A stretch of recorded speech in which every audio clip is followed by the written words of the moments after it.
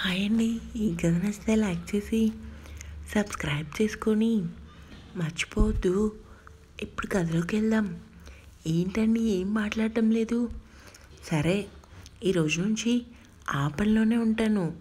ముందు నువ్వు వెళ్ళి ఫ్రెష్ అవ్వు.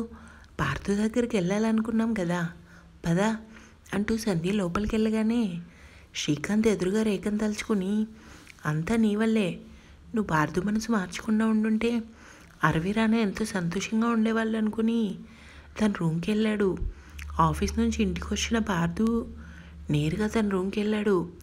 అప్పటికే అతని డ్రెస్ బెడ్ మీద రెడీగా ఉండటంతో కోపంగా చేతిలో ఉన్న ఫోన్ ఇసిరికొట్టి మల్లిక మల్లిక అంటూ రూమ్ కాదు ఇల్లంతా దద్దరిల్లేలా అరిచాడు.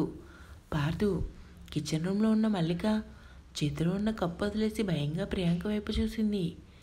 అమ్మ, అయ్యగారు వచ్చారు. తెలుసు, మళ్ళీ నువ్వు భయపడకు, ఇక్కడే ఉండు. అత్తయ్య వాళ్ళు వస్తే నాకు ఫోన్ చేయి, సరేనా? ఎందుకమ్మా ఆయనతో తిట్లు తినడం అలవాటైపోయింది మళ్ళీ అని కాఫీ కప్ పక్కన పట్టుకొని రూమ్కి వెళ్ళిన ప్రియాంక మిర్రర్లో పార్థు ముఖం చూసి భయంతో వెనకడుగేసింది. కానీ అంతలోనే ధైర్యం తెచ్చుకొని లోపలికి అడుగుపెట్టి డోర్ లాకేసింది. అతని అరుపులు బయటికి రాకూడదని నీ నీరునే సహించను. అలాంటిది ఎందుకు నా రూమ్లో అడుగుపెట్టావు? వెళ్ళు, నా చేతికి పని చెప్పకముందే నువ్వు ఇక్కడి నుంచి వెళ్ళు. ఎందుకండి అంత కోపం? ప్రియాంక అంటూ గట్టిగా అరిచి వెనక్కి తిరిగాడు పార్థు.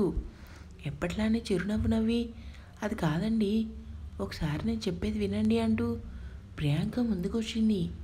కోపంగా ఆమెను వెనక్కి నెట్టి, ఎందుకే నాకు మనశ్శాంతి లేకుండా చేశావు? ఏ పాపం చేశానని? వద్దు వద్దు, నువ్వు నాకు వద్దు అంటున్నా పదే పదే నువ్వే కావాలంటూ సిగ్గు లేకుండా నా దగ్గరకు వస్తున్నావు. ఒకసారి చెప్తే అర్థం కదా, పో బయటికి. అతని మాటలకి ఎవరైనా ఏడుస్తారు, ఇల్లు వదిలి వెళ్ళిపోతారు. కానీ ప్రియాంక మాత్రం కాఫీ కప్ పక్కన పెట్టి, మీరు ఎన్ని తిట్టినా పడతానండి, మీ కోపం కూడా నాకు ఇష్టమే. ఆమె మాటలకి పార్థు అరికాల నుంచి కాక మొదలై ప్రియాంక గొంతు పట్టుకుని, ఏంటి నీ ఏడుపు చూసి నేను మారడం లేదని ఈ రూట్లో వచ్చావా? ఒకసారి నేను ఆమె మాటలు రావటం లేదు, ఊపిరి తీసుకోవడం కష్టమవుతుంది దగ్గుతూ. ప్లీజ్ పార్థు, వదులు అంటూ కష్టంగా అతన్ని వెనక్కి నెడుతుంటే పార్థు మరింతగా ఆమె గొంతు పట్టుకుని వెనక్కి నెట్టాడు.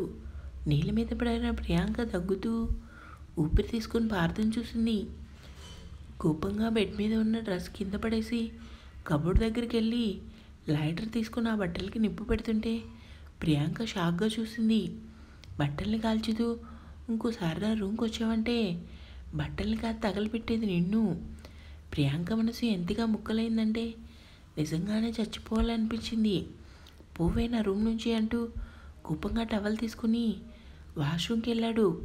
వేడి కాఫీ అరచేతిలో వలిగిన ఆ నొప్పి కూడా పట్టించుకోలేదు ప్రియాంక. అతని మాటలు గుండెల్లో సూది పొడిచినట్టుగా అనిపిస్తుంటే అక్కడ ఉండలేక బాధగా పైకి లేచి రూమ్కి వచ్చింది.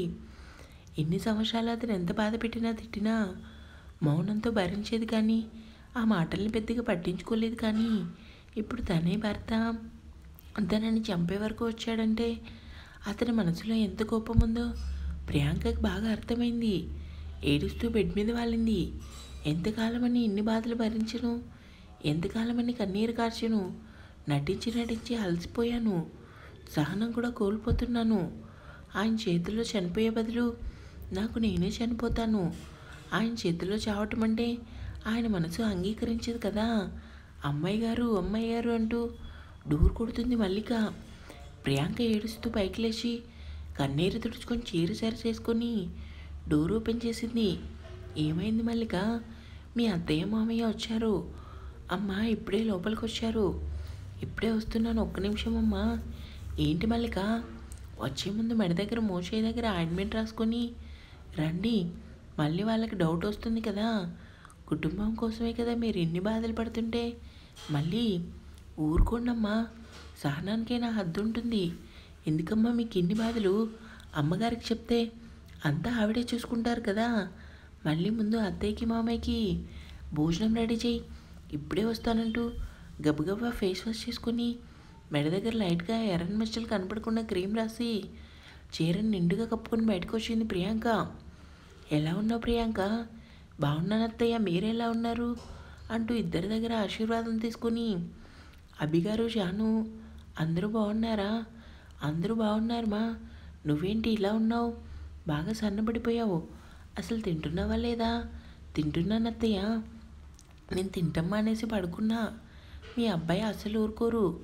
ఆయన కూడా భోజనం చేయటం మానేసి నన్ను బతిమలాడుతూ భోజనం తినిపిస్తారు. హాస్పిటల్లో డ్యూటీ టైం ఎక్కువ కదా అత్తయ్య, అందుకే కొంచెం నీరసం అంతే అని ప్రియాంక చెప్పిన మాటలకి కిచెన్లో ఉన్న మల్లిక బాధపడింది. చాలా సన్నబడిపోయావు ప్రియాంక. కూర్చోండి అత్తయ్య. ఇంతకి పారదు ఎక్కడా? ఆయన ఇప్పుడే ఆఫీస్ నుంచి వచ్చారు అత్తయ్య, స్నానం చేస్తున్నారు. ఇప్పుడే వస్తానంటూ కిచెన్ రూమ్కి వచ్చి, మల్లిక ఏంటి అమ్మాయి గారు, అత్తయ్యకి మామయ్యకి నేను ఇస్తాను కాఫీ, ముందు పారదు గారిని పిలు. అమ్మో భయంగా ఉంది. మా ఆయన అసలే కోపంగా ఉన్నారు. కోపం నా మీద కానీ నీ మీద కాదు. తొందరగా వెళ్ళు, లేదంటే అత్తయ్యకి అనుమానం వస్తుంది. సరేమా. అలానే వచ్చే ముందు రూమ్ క్లీన్ చేసేయి. ఎవరిది? పారదు గారిది అంటూ కాఫీ ట్రే పట్టుకుని కాఫీ తీసుకుని, మామయ్య వీడు ఎంతసేపు చేస్తాడు స్నానం, ఇంకా రాలేదు. వచ్చేసారు మామయ్య. అత్తయ్య మీరు కూడా కాఫీ తీసుకోండి, ముందు నువ్వు కూర్చో అంటూ ప్రియాంకని పక్కన కూర్చోబెట్టుకుని, ఎలా ఉన్నారు ఇద్దరు? చాలా సంతోషంగా ఉన్నాం అత్తయ్య. నిజంగానా? నమ్మలేక అడిగింది సంధ్య. అవునత్తయ్య, ఆయన నేను చాలా సంతోషంగా ఉన్నాం. సిగ్గుపడుతూ ప్రియాంక చెప్పేసరికి సంధ్య నవ్వుకొని, సిగ్గుపడింది చాలు కానీ ముందు నా కొడుకుని పిలువు. సరే అత్తయ్య అంటూ ప్రియాంక సంధ్య చేతి కాఫీ ఇచ్చి, ఎప్పుడే కదా చంపేయాలన్నంత కోపం చూపించారు, కానీ ఇప్పుడు ఎలా వెళ్ళాలి? మల్లిక ఎందుకు ఇంకా రాలేదు అనుకుని ప్రియాంక భయపడుతూనే బార్దూర్ వైపుకి వెళ్ళింది. డోర్ దగ్గర నిలబడి భయంగా చూస్తుంది మల్లిక. డోర్ కొట్టాలన్న ఆమెకి అంత ధైర్యం చాలటం లేదు. మల్లిక ఏంటి అలానే ఉండిపోయావు? డోర్ కొట్టు, నాకు చాలా భయంగా ఉంది. మీరే కొట్టండి. మీ అత్తయ్య మామయ్య గారు బయటే ఉన్నారు కదా, మిమ్మల్ని ఏమనరు అంటూ భయంతో చెప్తున్న మల్లికను చూసి, నువ్వు వెళ్ళు, నేను పిలుస్తాను. సరే అమ్మాయి గారు, కానీ నేను మీ వెనకే ఉంటాను. డోర్ తడుతున్న ప్రియాంక భయంగా, పార్థు గారు. వాష్రూమ్ నుంచి బయటకు వచ్చిన పార్థు ప్రియాంక మాట వినగానే, ఛీ, నిజంగానే ఎన్నిసార్లు చెప్పినా ఈ అమ్మాయికి బుద్ధి రాదనుకొని డ్రెస్ చేంజ్ చేసుకొని ల్యాప్టాప్ తీసుకోబోతుంటే, ఏమండి అత్తయ్య మామయ్య వచ్చారు, దయచేసి బయటికి రండి అని సంధ్య దగ్గరికి వెళ్ళింది ప్రియాంక. వస్తున్నాడా భారతు? వస్తున్నారత్తయ్య. అమ్మ నాన్న వచ్చారనగానే భారతు ముఖానికి నవ్వు పులుముకొని డోర్ ఓపెన్ చేసి బయటకు వచ్చాడు. భయంతో తననే చూస్తున్న మల్లికను చూసి, ఏంటి అది అమ్మాయి గారు రూమ్ క్లీన్ చేయమన్నారు, అయితే చెయ్యంటూ కోపంగా కిందికి వస్తున్న భారతి తల్లిదండ్రులను చూసి, ఎలా ఉన్నాను నాన్న, ఎలా ఉన్నావమ్మా? బాగున్నారా, నువ్వెలా ఉన్నావు? ఇదిగో ఇలా ఉన్నానంటూ చిన్నపిల్లాళ్ళ తల్లి ఊడిలో పడుకున్నాడు పార్థు. ప్రియాంక అలానే చూసింది. ఎక్కడైతే నా పక్కన కూర్చోవాలని ఇలా పడుకున్నారా పార్థు? ఏంట్రా నాన్న, అసలు తింటున్నావా లేదా, ఇలా చిక్కిపోయావు? ఏంటి ప్రియాంక కూడా చిక్కిపోయింది? నువ్వు చూస్తే ఆఫీస్ ఆఫీస్ అంటూ తిరుగుతావు, ఇంకా ప్రియాంక హాస్పిటల్ చుట్టూ తిరుగుతుంది. ఎప్పుడురా మీ ఇద్దరు మాకు మనవరాల్ని ఇచ్చేది? ఆ మాటకి ప్రియాంక పార్థు వైపు చూసింది. భయంతో కాదు, అసలు అతను ఏం మాట్లాడతాడా అని. అప్పుడే పిల్లలేంటమ్మా, ముందు లైఫ్ని ఎంజాయ్ చేయి నువ్వు. నేను పెట్టిన కంపెనీ ఇంకా డెవలప్మెంట్ చేయాలి, చాలా ఉంది మా వర్క్.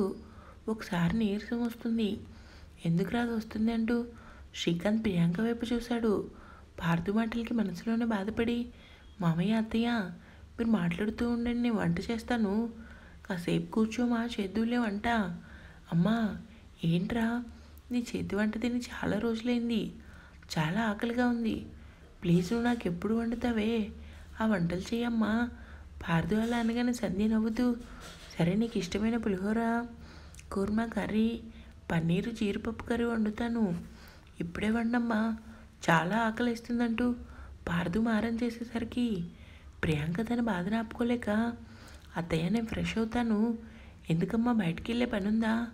అదత్తయ్య మీరు వచ్చే ముందు హాస్పిటల్ నుంచి ఫోన్ వచ్చింది, నేను వెళ్ళాలి అత్తయ్య. ఇప్పుడు కూడా ఎందుకమ్మా, నా వల్ల ఒకరు ప్రాణం మనసు బాధపడినా నాకు ముద్దు దిగదు అత్తయ్య.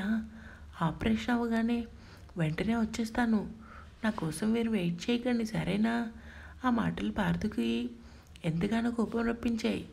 సరే మా జాగ్రత్త. సరే అత్తయ్య అని పైకి లేచి, ఏవండి హాస్పిటల్కి వెళ్తున్నాను, మీరు భోజనం చేయటం మర్చిపోకండి, మామయ్య వెళ్తున్నాను, జాగ్రత్తమా.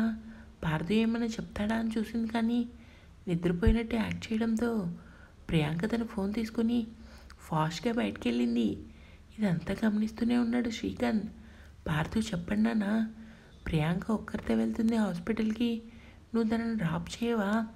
ఈరోజు నాకు చాలా నీరసంగా ఉంది నాన్న, లేదంటే డ్రాప్ చేసేవాడిని. అవునా అంటూ సంధ్యని చూశాడు శ్రీకాంత్. ఏమండి మీరు స్నానం చేయండి, పార్థు నువ్వు ఇక్కడే కూర్చో, ఫాస్ట్గా వంట చేస్తా. సరే అమ్మా అని పార్థు అలా కళ్ళు మూసుకున్నాడు. అరవై రూపమ్మామతో గొడవపడిన సందర్భాలు తలుచుకుని, తప్పు చేసావే, నన్ను కాదని వాడి పెళ్లి చేసుకున్నావు, అసలు ఎక్కడున్నావరివి, నిన్ను చూడాలనుంది, వెతకని చోటంటూ లేదు, అసలు నువ్వు ఎక్కడ ఉన్నా సరే నీతో మాట్లాడాలి, నేను చూసి నేను ఆనందించాలి అనుకున్నాడు. కారులో కూర్చున్న ప్రియాంక స్టీరింగ్పై తలవాల్చి పార్థు మాటలు అతను బాధపెట్టిన క్షణాలు తలుచుకోగానే లోపలే ఎంతగానో కుమిలిపోయి ఏడ్చింది. ఇంకా ఉంది కీప్ వాచింగ్.